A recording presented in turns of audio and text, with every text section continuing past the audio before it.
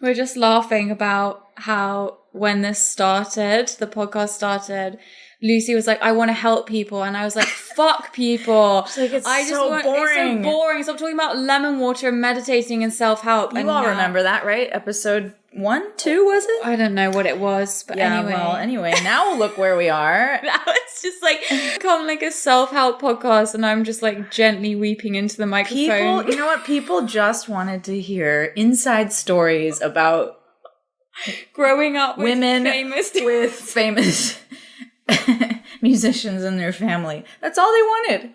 Okay, so here we are.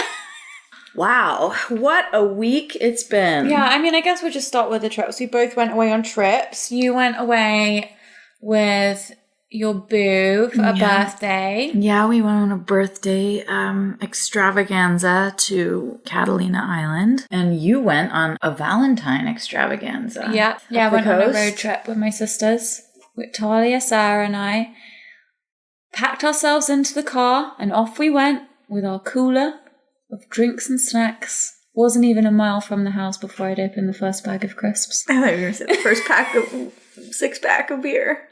No, we saved just that. in the back drinking by Talia yourself. Had everything. If I said, does anyone have... Name something. She had everything. It was amazing. She's like the best person to travel with for that reason. So she came on the trip with us and brought all of her things. She's so sweet. And we laughed. My God, did we laugh. First we went to Carmel. I loved Carmel. Oh God, it was like all grey and rainy and moody. And yes. And the waves there are so tumultuous. The sea there is just different.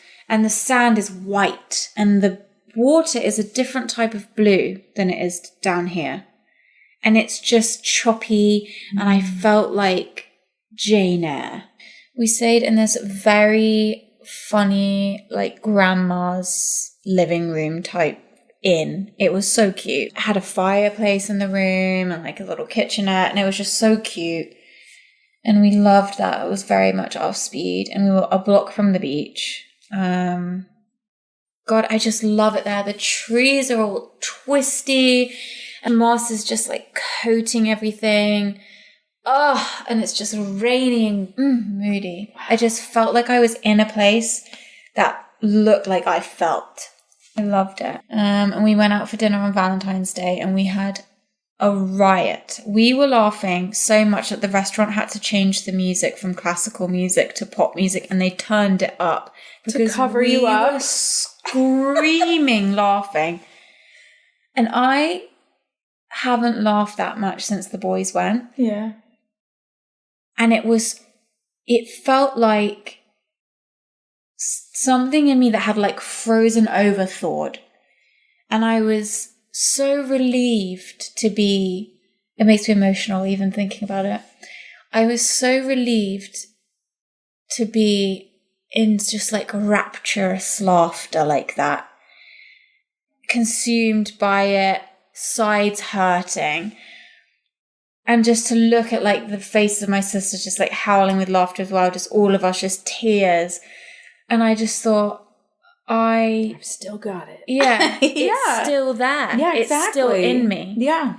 And, you know, when you go through something like what I've been through, you do, as mad as it sounds, think, I'm never going to laugh like that again. I'm never going to smile like that again. I'm never going to love like that again. You know, I'm never going to make music like that again. All of those things, you just think they'll never be possible. I'll never enjoy food again. But on that trip, I was so happy to be alive. That was like a revelation for me because I haven't wanted to be alive, really. I've reluctantly been alive.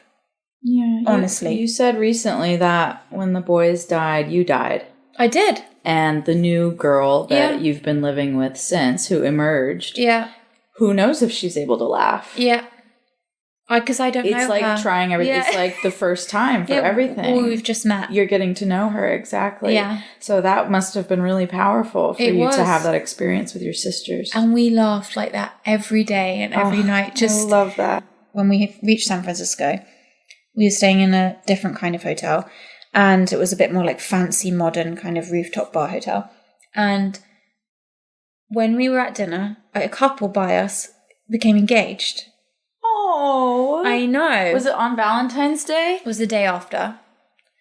And I looked at that girl and she made eye contact with me. And I felt so happy for her. And I felt joy. And just, I could have kissed her. That was another thing that was a relief for me on the trip, was like one of the things that I've been thinking and feeling since everything is I've been concerned that is this going to make me a cold and unfeeling person? Mm-hmm. Am I going to become bitter? And to feel the way I felt when I looked at that young girl, she was so happy and I was just bathing in her joy. Aww. And I was so relieved to feel that when I saw her become engaged, because that could have really upset me.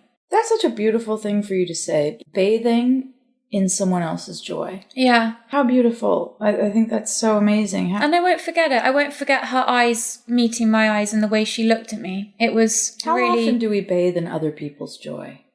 When's the last time we, listener, bathed in another person's joy?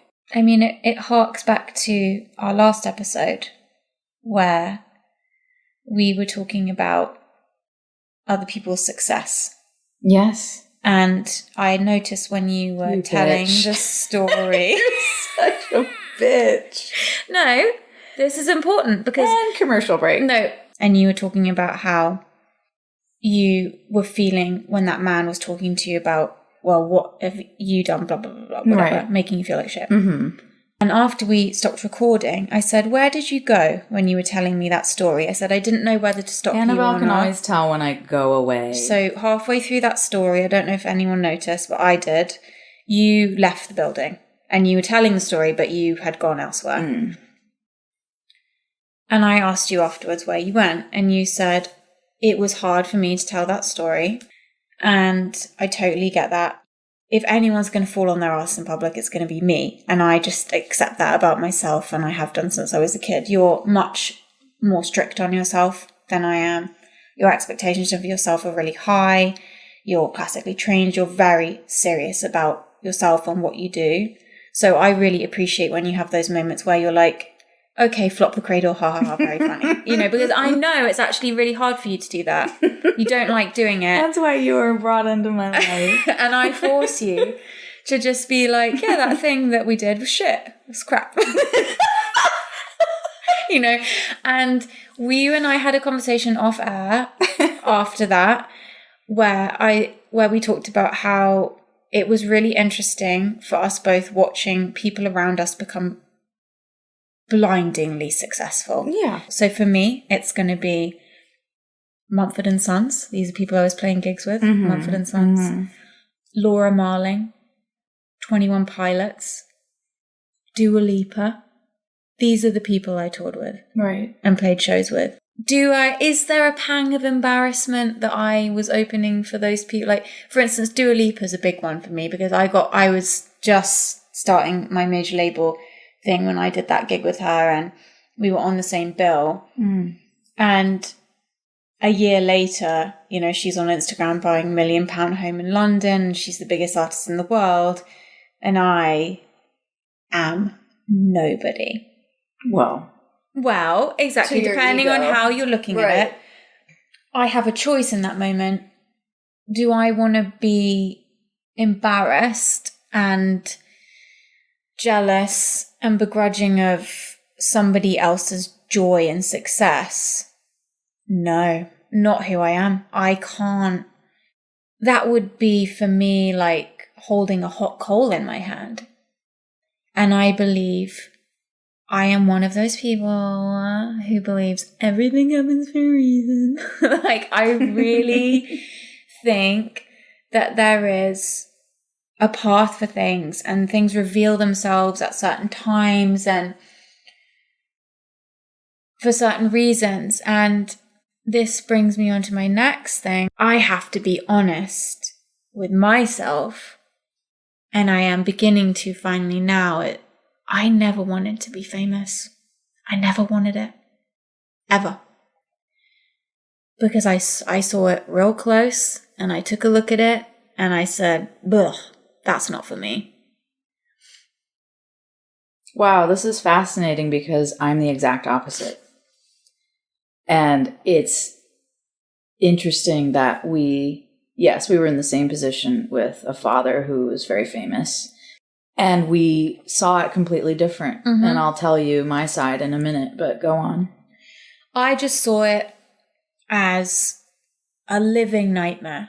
It's something that took my dad away from me and took my family away from me. And I was on the tour bus and I saw men sleeping with people who weren't their wives. All of these moving pieces to create this empire, to move this thing along, to make money, to be famous, to be miserable. Why? Why are you doing this? Why do I want this? And for me, it was, I wanted to make music and make art and be left alone. And I wanted to be able to do that and make money and earn the respect and the time of people who I admired. It had nothing to do with fame. For me, nothing.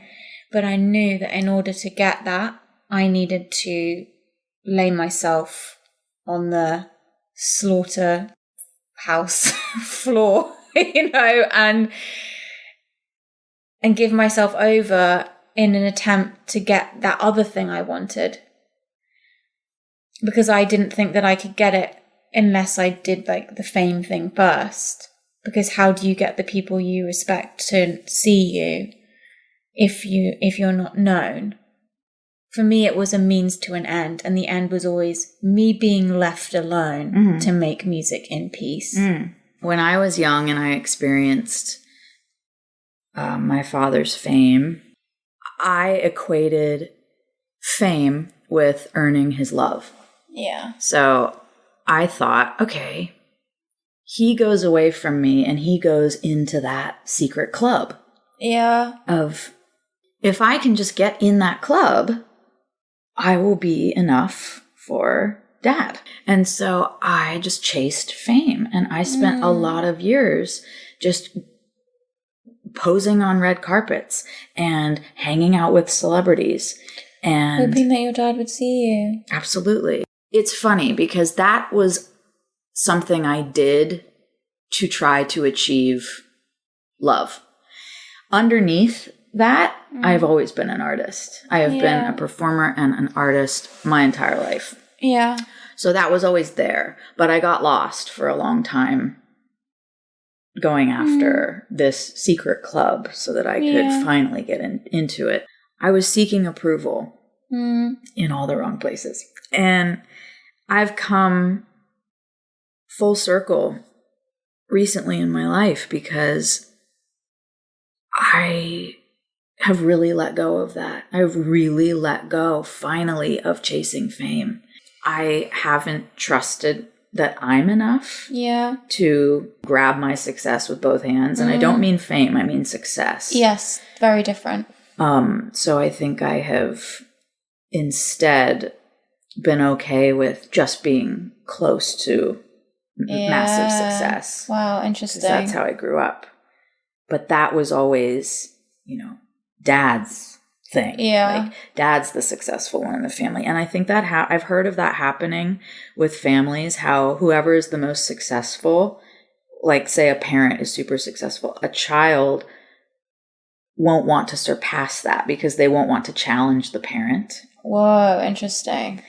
And I think that has been a subconscious thing for me. Oh, I'm sure. As an artist. But I am so happy with where I'm at now. And I truly know that everything happens for a reason. And I recently reassessed very deeply what my purpose in this life is and why I do what I do, which is acting. Acting is my purpose for being here. I adore music. I will always do music. Music is a part of me. my first love is acting. Oh, that's so beautiful that you've come to that place. And I don't care where it takes me. It's none of our business where our art takes us. None of our business. Our only business is to create and keep moving. And it's no one else's business either. She took a couple Tylenol PM, so feeling crazy. They're kicking in. And a lot of this changed for me when I reclaimed my energy back from my father. I decided to stop believing that I ever need to convince anyone to love me ever. Yes! You never, ever need to convince somebody to love you. The right people will be in your life and adore you and value you if you value yourself. Yes! So the more I have, stepped into valuing myself, I am busier now than I ever have been in the past with my acting, with my music, with my writing. I have more projects on the table than I can keep up with, and I'm in heaven. Yeah. And I don't care where they go, and I don't care what's to become of them, but I'm doing what I was put here to do in this lifetime. And that is success. And it's such an incredible place. Isn't it the best feeling? To live in that place. Oh, it's the best feeling. Because you're free. You stamp your own passport, as they say, and that is success. That's the highest level of a successul life that I can imagine. That felt like the nicest bedtime story I've ever heard. I'm just going to listen. So I'm just going to keep talking, and Annabelle's out. Literally. But I'm just lying here with my eyes closed, smiling, saying yes. to follow up on what you said about, my comments about my friend's success last week on the podcast, I've done a lot of work in that area too. Yeah, some of my close friends are incredibly famous. And it's something I've struggled with in the past. And what I started to do when I would feel that coming up, when I'd see somebody, your ego. My ego would come up and go, peaked. Oh God, ow, ow, it hurts. It feels like you got hit with an arrow, right? You're comparing yourself. What I started to do and what has really transformed that for me is every time I feel it, I stop and I notice it, and then I go deeper into it. Yeah, so for instance, I lean into it. So for instance, there is an actress who I really have admired, and I, have followed her on Instagram, and I just have thought that she has the perfect life. She's got a gorgeous farm in England. She's a working actress, and it got to a point where I wasn't admiring her anymore, but I was really jealous. That jealousy causes us to be really small. It causes our life to be very small, and you're focusing on the wrong thing. It's a complete wrong thing. It's nonsense. Stupid. And you get very stuck, and you get paralyzed in your own life, and your own talent is worthless, and you are miserable. So with her, I said, no, I don't allow jealousy in my system. Good for you. That's a boundary that I have created for myself now. That's not allowed. It's not okay. We do not do that. And I went and I watched her new film. And then I sent her a message and said, congratulations, you did a wonderful job. And she wrote me back. She wrote you back? Yeah. Thrilling. And then I felt so good, and I felt so good about myself and about my stuff that I have going on, and it dissolved for me. Good. And I do that every time now. If I hear, a new artist come out and she's got a great song, and I get that pang of jealousy or whatever, I stop myself and I go, nope, we don't allow that. And I listen to her whole album. And then I'll write her a message and tell her, you're beautiful album, you're beautiful, and I loved your work, and I hope we work together. I should do that more. When I think someone's good, I never reach out to them because I just think, they're not going to read my message. They're just going to think it really helps. It really, really helps. And every time I do that, the most important thing that it does is it makes me happy, and it dissolves the pain of the ego, and it frees me up, and 10 more doors open for me. That's so good. Because my own gifts are flowing freely. Yeah. Well, so that I can... You're living with love and in love. You have instead to. of because being a spicy Missy. There's no time for that. That is such a waste of time, and we don't have time. There are so many things I want to create, and I need all my energy to do that. Do you want to know something about me? Not really. I'm going to tell you anyway. I don't follow any famous people on Instagram. Well, I follow you. Clearly, I follow obviously the most famous person, which is you. No, I'd stopped following. I used to follow all my favorite pop stars. Okay, Dua, Charlie, Christine and the Queen, like every babe you can imagine on earth, every Bella Hadid, just the Kardashians, everyone. I followed all of them. Oh dear God, I've never followed any of those people. Those people aren't famous to me, though. See? Okay, but to me, they're like the most. See, that's why I'm saying, what is fame to you? Because everybody's different. I don't know. Like I couldn't even call a Kardashian out of a lineup. Okay, someone's sexy and rich, has like a nice plastic surgery and like a sexy life, like, and is fabulous. And how does that make you feel? It made me feel like shit because every day I was just like, her lips are nicer than mine. Her boobies are nicer than mine. Look how nice her car is. Oh my God, her farm in the countryside's perfect. It's a disease. Everything's bad about her. Her skin. And then this was before I realized, by the way, maybe call me stupid, whatever, but I realized that literally every image we see is edited. Of course it is. I didn't know that. I didn't know. I thought that people looked like that.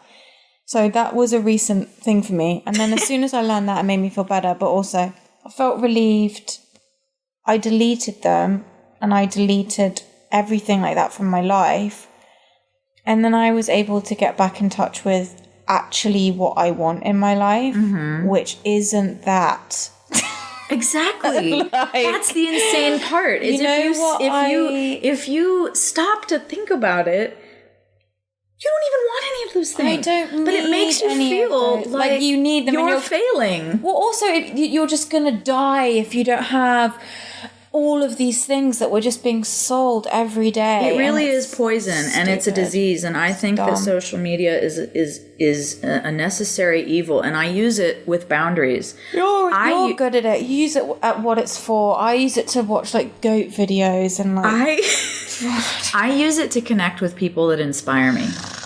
All right, you perfect bitch. I'm serious. I do. You know, the best thing, I have such a great one. I have a couple really great ones, but the most recent that was so exciting for me, when Will and I were in Scotland, he took me to this castle. Now, we were mispronouncing it, but let me get it right. It's called Carlaverock? Carlaverock? I don't know. Okay, wait. It's this castle near Dumfries in Scotland, and he took me there, and incredible place. And then for Valentine's Day, just a couple days ago, he got me this book.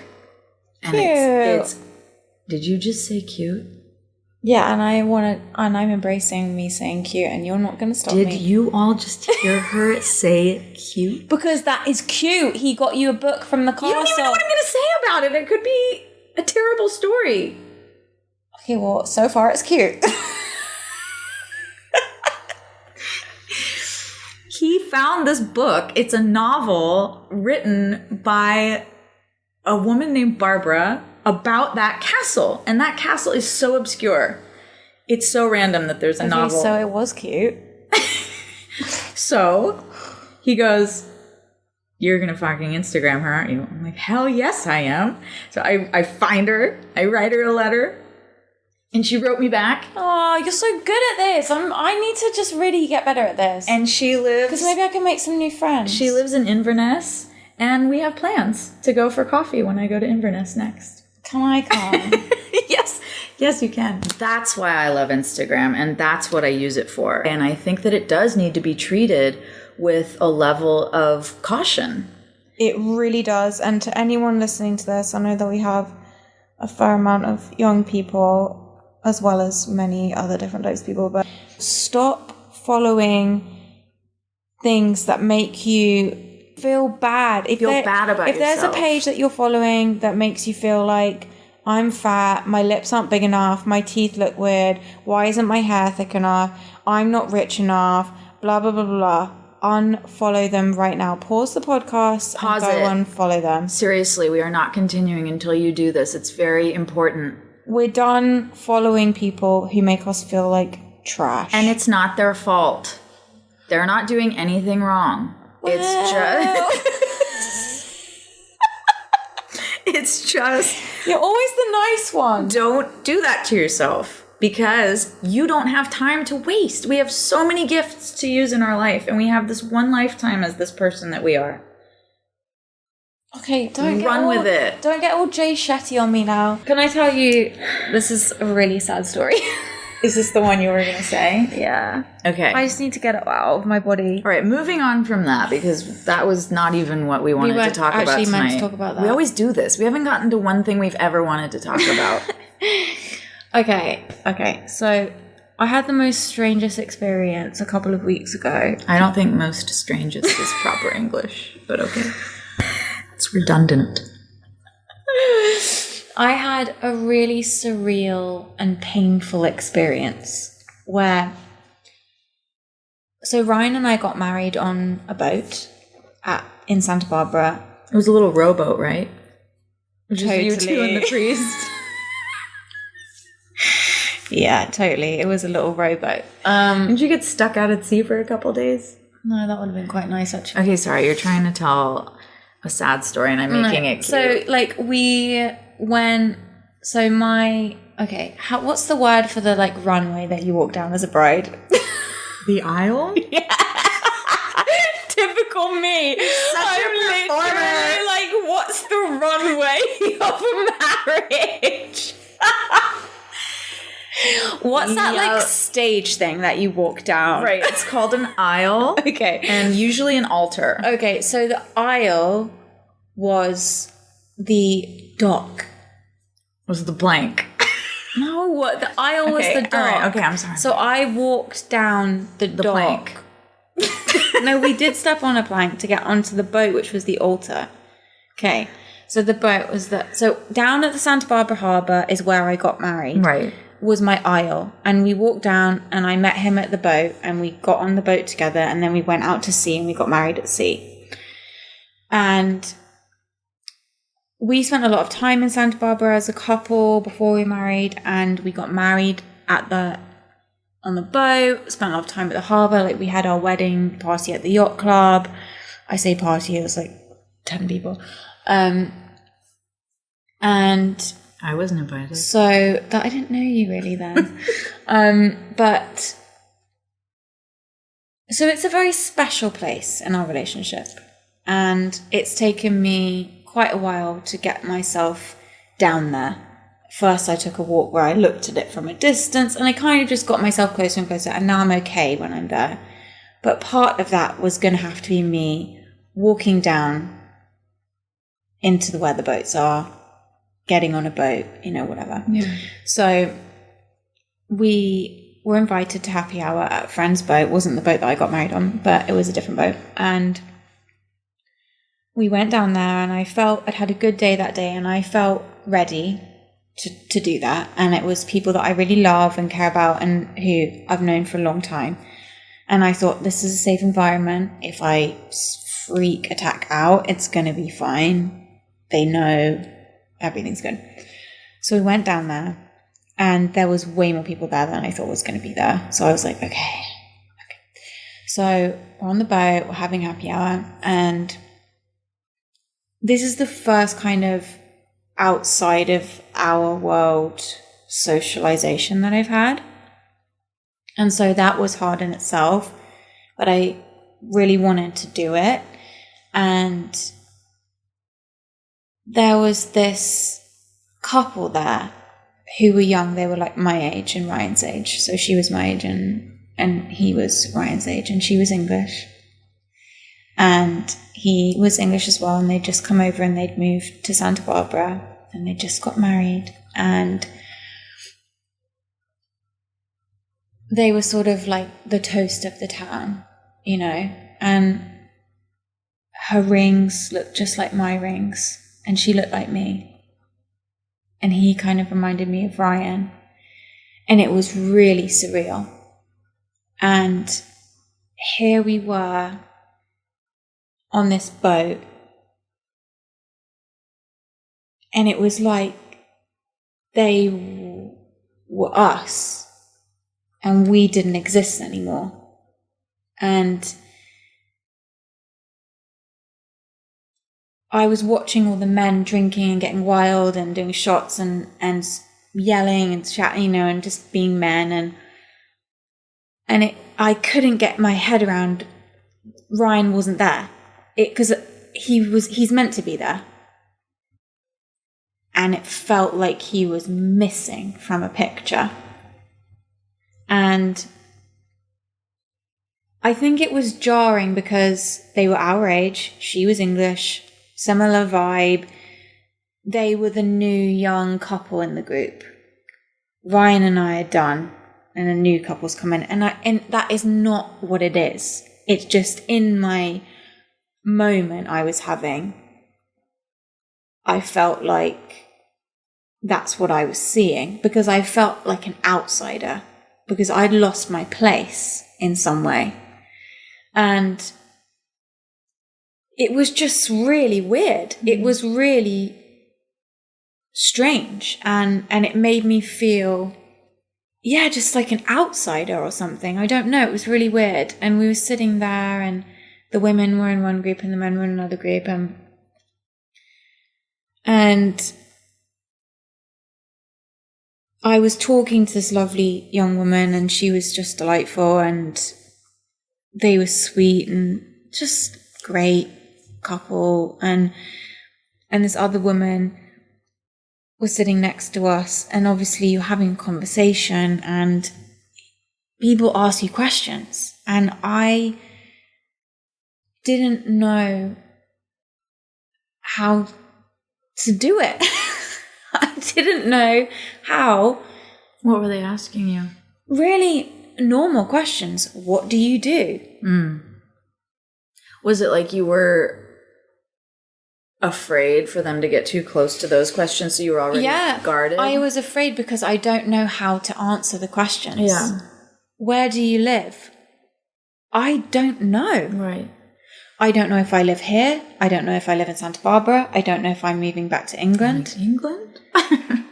What do you do? Yeah. Well, were you wearing your ring? I was wearing, not my engagement ring, but I was wearing my wedding ring. And I couldn't answer any of the questions. And I didn't want to say what had just happened, because everyone looked happy. And I didn't know how to explain myself, basically. And I didn't want to frighten the girl. She just got married, and I didn't want to frighten her or make her think about that something like that could happen to her. And I know that's not for me to control, and it's not for me to feel that way. But in the moment, that's how I felt. I didn't want to be a dark cloud in a happy moment. And so I was almost speaking like Ryan had never existed. And it was so painful. It felt like I was speaking the words of like a curse out loud. It felt rotten and dark. I felt like darkness personified, because I didn't want to make these people unhappy, but in order to not make them unhappy, I had to do something really painful, which was to navigate a conversation as though I was not in the experience that I was having. You had to cover up. I had to cover up. And it felt like the greatest betrayal of Ryan and of myself as well. Yeah. And I came away from it feeling really like I just had my head held under the water.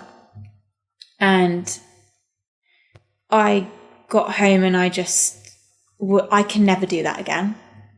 And I need to find a way to be in those situations that never makes me feel like that again, where I'm never putting myself second to everyone else to the point where I'm damaged by it, because it damaged me, not in a long-term way, but enough that I will never forget that feeling and the betrayal that I felt that I was committing, because I just wanted to scream his name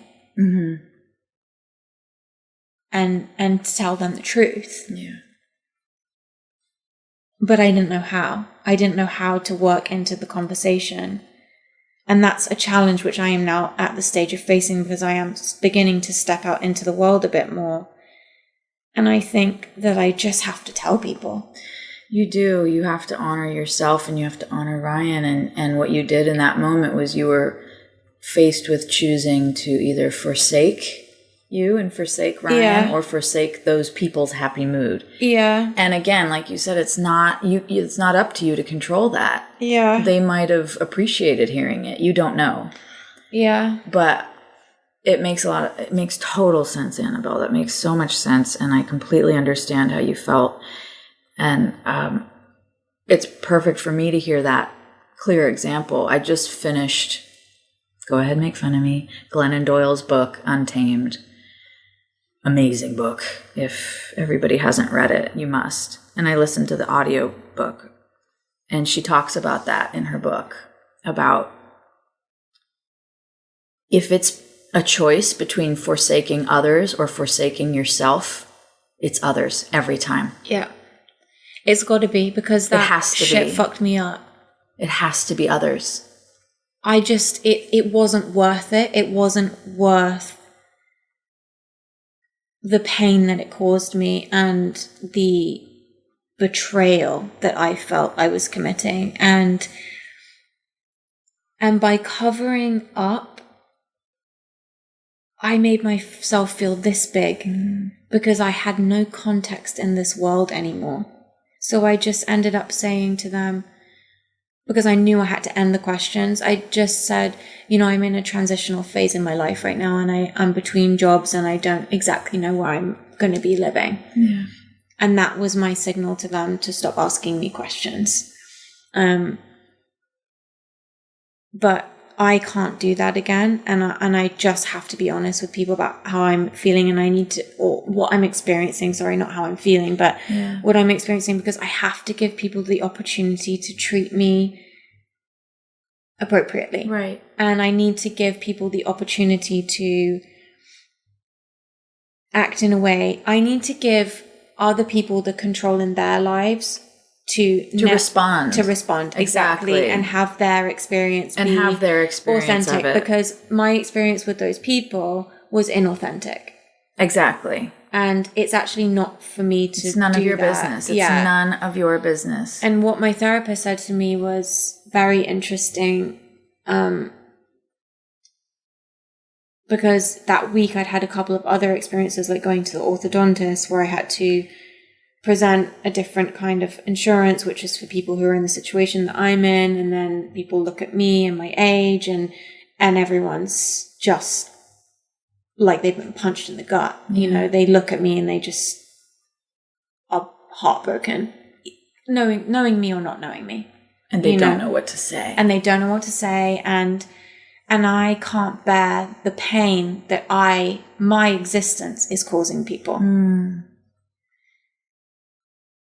And my therapist said to me, Annabel, you are giving people the gift of feeling. Exactly. And it's not for you to say or do anything otherwise. People want to feel and they want to live. And you give them permission. Yeah. And I need to just... With your experience gives them permission. And you mentioned this before with the statistic about grief in England, how it's millions of people, it's 1 million people are grieving every year. silently. Yeah. And on that boat, you know, if it had gone differently, and you will be ready to do it differently next time, you will. You have no idea who else is going through that, and who you will help give, you know, you will give them permission to go, I'm going through the same thing. Can we talk about it? Or whatever. Doesn't matter what the response is, but. Well, last week I went to this coffee place that I really like in Santa Barbara, and there's a woman there that used to work at the yacht club, and she was the woman who served us at our wedding. Okay, whoa. So she was now working at this other place, and I went in there one time. I didn't say anything to her. The second time I went in, I went alone. We started talking, and I was just like, I can't do this whole thing again. There's me in my head, my inner dialogue is like, I can't pretend again. And I want to protect this woman, but I need to protect myself right now, so I need to be honest. And she said, why, you know, what are you doing here, blah, blah, blah. And I said, well, you know, actually, I'm here because I've been staying here because Ryan, you know, my husband, that she knew very well, we spent a lot of time there, said, unfortunately, he was killed in a car accident. And she started crying, and she said, you're breaking my heart. And she said, I lost my husband as well. There you go. And she's a younger woman, you know, she's in her 40s. She's too young to have lost her husband. And it was so powerful because I didn't need to explain anything to her. And she said to me, you know, when I was in your position, when it was early on like this, people would say to me, time is the doctor, because English isn't her first language, so she says things very beautifully actually as a result of that. Mm-hmm. She said, time is the doctor. And she said, I would think they were crazy, it would make me angry, I hated when people would say that to me. And then she held me on my arm, on my hand or something, and she looked at me and she said, but it's true. She said, time is the doctor. And she said, I still miss my husband, and I still love him, and I still talk to him. And she said, when I think about him now, she gripped her chest, she said, it doesn't hurt anymore. It's just, I just feel joy and love. And I live for him. And everything I do to live like in glory for him. He wants you to be happy, she said to me. And oh God, here I go.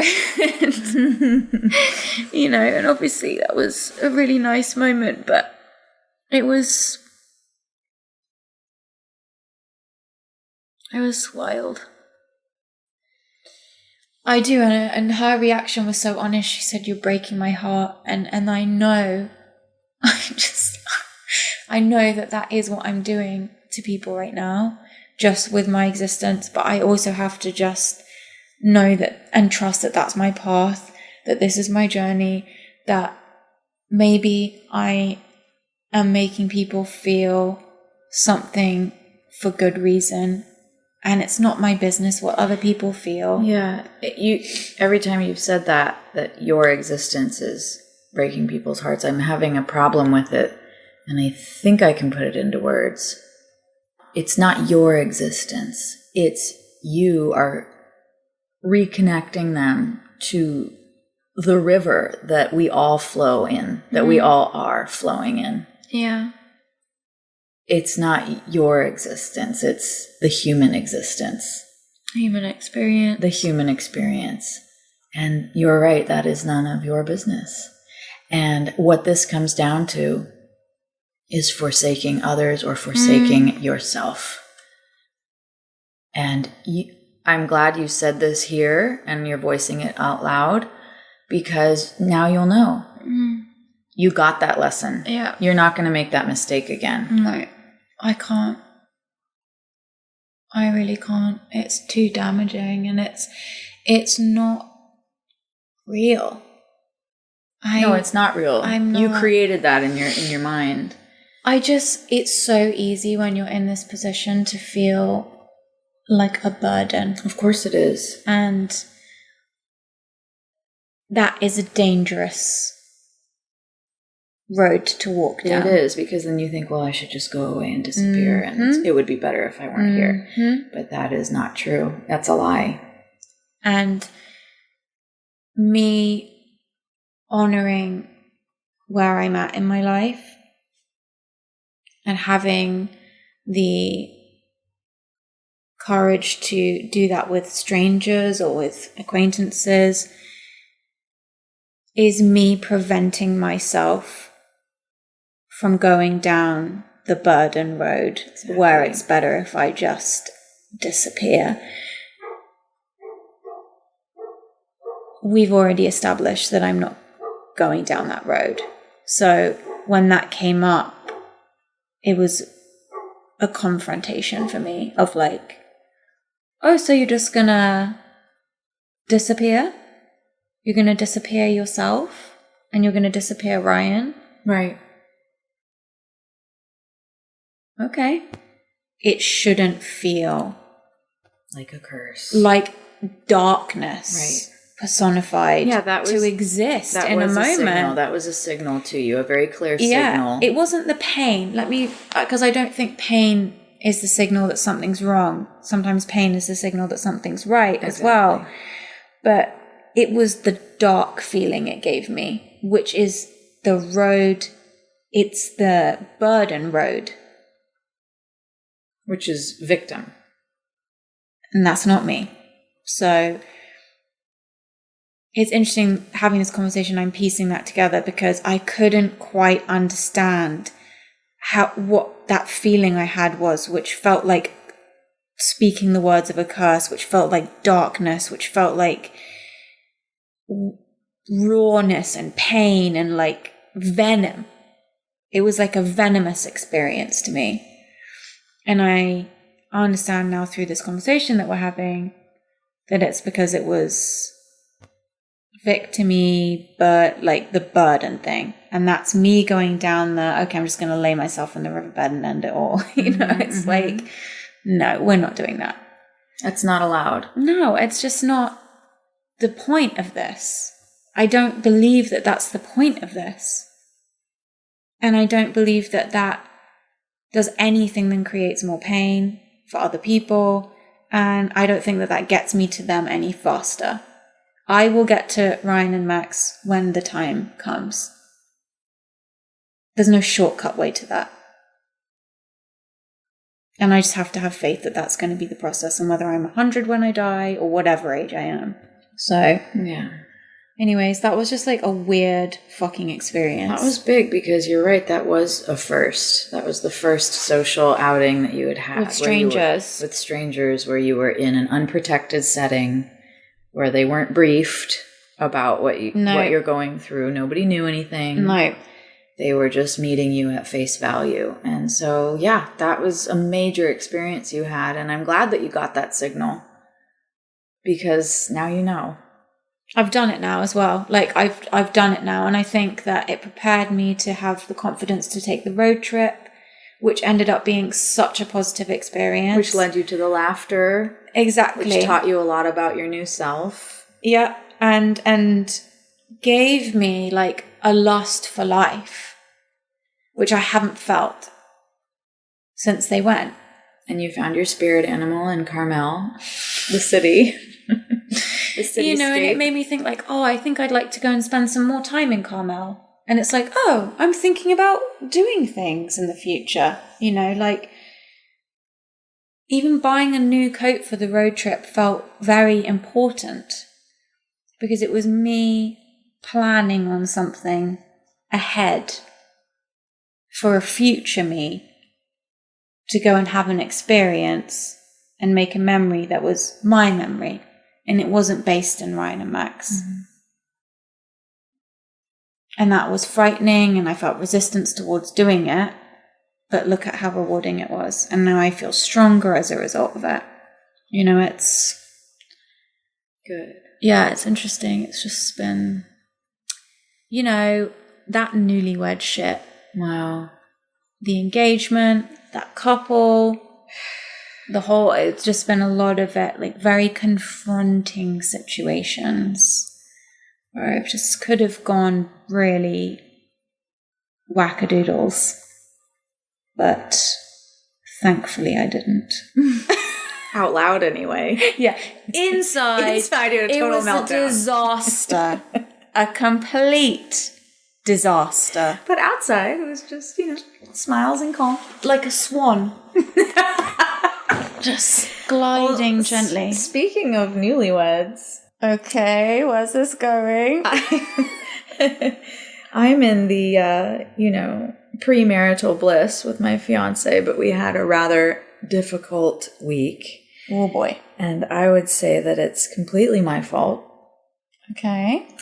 I've been doing this thing since we got engaged where I've really been resenting life as I knew it changing. Yep, I can relate to that. In a lot of ways. Especially during quarantine. Oh, yeah. When we are all stuck inside together. Mm-hmm. I'm sure people can relate to this. I'm very particular with how I spend my time. I like to wake up in the morning and stay silent for most of the day. I like to write in my journal and meditate for an hour in the morning.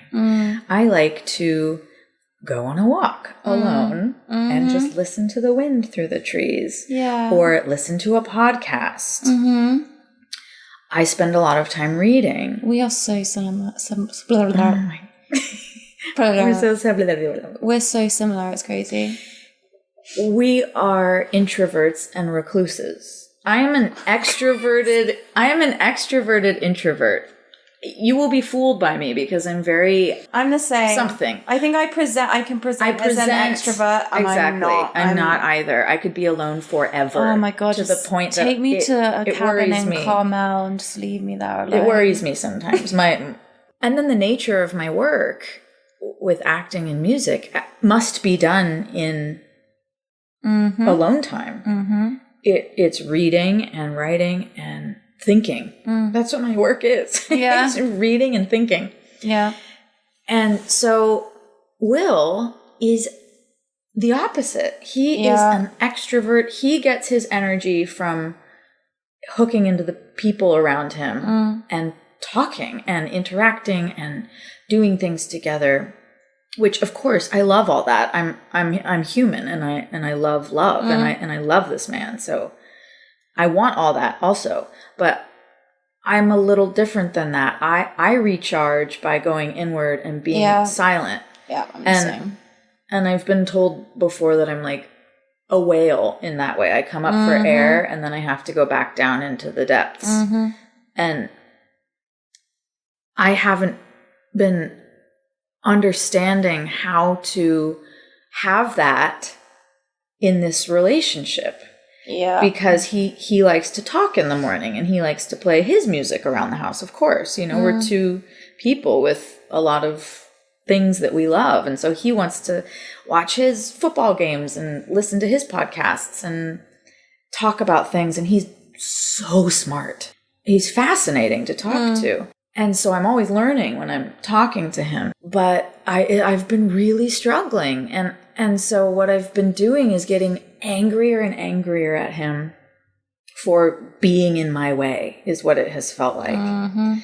And it got to the point where I was completely withdrawing from him and I didn't know how to talk about it because my tendency when something's on my mind is to go away and forget that I'm supposed to tell you that something's wrong.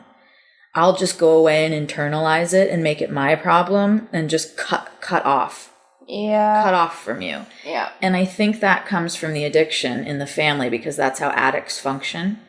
Oh, right. Is it's the constant cutoff and the isolation. Okay. And the non-communication. Shame cycle. It is a shame cycle. And so it got to the point where he had to bring it up and say, look, what's going on? This is, we're not in a good place. And it's exactly what you're describing, where you were in that social setting and you felt like there were curses coming out of your mouth, and it felt it felt like venom. It was venomous because my ego was so fixed that I didn't even recognize the person that was speaking. I didn't know where these things were coming from that I was saying. And it was like the real me was inside, trapped, and it didn't have a voice. And she was like, help, I love you. I don't want to be saying these things. I want to melt. I want to soften up here. And I want to tell you that, that this is what I need, my fault and what I need, but I don't know how to say it. So I'm just going to let this hardened bitch take over. And I felt myself going back to these ways that I haven't been that way in a long time. And it was really sad and scary in the moment. Do you know who you sound like? Who? Jay Shetty? No, this sounds like when Ryan and I first got together, we had a time that was like this. But Ryan was like you. Yeah. And anyways. Do you think it's kind of common for new couples? I think, yeah, of To course. find their stride together? The first year is the hardest because you're getting to know each other. You're getting to know each other and you're living in a space together and you're learning each other's ways. And it's like you're both trying to figure out how to get your needs met. Right. But you're also wanting to like do the best thing by the other person. So like Ryan and I just ended up having all these horrible fights about things. And then we ended up just having like this really like candid conversation of like, this is what I need. This is when I need it. Just little things can really help. Like I plugged my AirPod things into the TV and I would watch my programs with the AirPods in and then there was no sound coming out into the room, or he needed alone and quiet time when he came back for work for an hour. And it was like the craziest thing I'd ever heard when he said to me, I don't want to be bothered for an hour. And I was like, fuck you. And then I was like, that's not really a big deal, actually. It's fine if you want to decompress for an hour. You've been at work for 12 hours. Right. It's stuff like that, and you just have to learn to accommodate one another and absolutely not take it personally. And he really doesn't. Vice versa. Yeah, absolutely. He really doesn't take, he will give me whatever I need. You just have to communicate it. Here's what I learned. And not as an angry lady. I learned such a big lesson in that moment. And this fight lasted for like 2 hours. It was me standing on one side of the dining room table and him standing on the other side of the dining room table. And I finally had this massive cognition that, oh my God, I'm not asking you for what I need because in my life, I have not had the courage to ask for what I need because I have always assumed that I wouldn't get it. Well, and you frequently haven't got it. In the times when you have expressed what you need, you don't get it. And that's nothing will teach you quicker as a child to stop communicating and stop communicating about what you need. I'm the same way from my childhood as well. Everyone always says to me, oh, Annabel, you go inwards. And I'm like, yeah, because when I've tried and when I asked for what I needed, it's like you shit on me. Exactly. So no, I'm not going to tell you anything. Right. Those needs weren't met. And yeah, that's a very deep lesson that you get at an early age. And I realized this while I'm standing at the dining room table with him. And I said it out loud. I said, Will, I need you to listen to me right now. I'm really, this is exciting what I'm coming to because this is going to save us right now. This is all my fault. Not my fault. No, but this is why this is happening. Yeah. I am afraid that if I take the time for myself, I will risk you leaving me because it won't be okay with you. Yeah. And you'll leave. And you won't love me anymore. And you won't love me anymore. And I'm not going to risk that. So I'm not going to do what I need for myself. And then I'm blaming him. Yeah. Because he was so confused because I'm going, I want to write my journal in the morning. And he said, well, why don't you? And I said, I want to listen to my podcast. And he said, why don't you? I have never stopped you from doing those things. If I'm starving myself, which I've done most of my life. Yeah. To make sure that I didn't rock the boat or that I didn't cause any kind of problem that would cause love to be taken away from me, it creates that adult who is blaming the other person for their lack of strength to protect themselves. This is all tied in together, though. This is all... It's not just a partner thing. It's a whole person thing. This is tied into the ability to bathe in other people's joy and be happy for people. If you're starving, you do not have the energy for any of these things that are rewarding to you in your life and actually are the authentic person that you are, because you're just coming from this place of like deprivation, fear.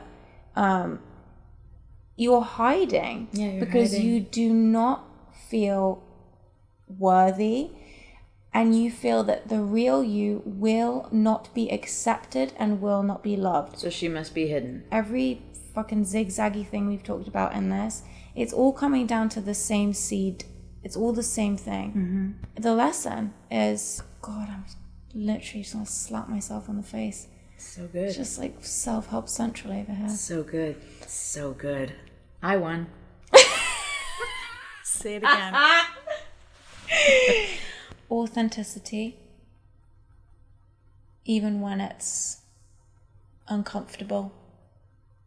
Be you, do you, live you, say you, feel you. Everything else will fall into place around you how it's meant to if you're coming from that place. And the other thing, bathe in other people's joy. Bathe in other people's joy. Feels good, let me tell you. Well, why do you get to call it a day? Why can't I call it a day? What if I want to end the podcast first? I said it first. Oh, yeah?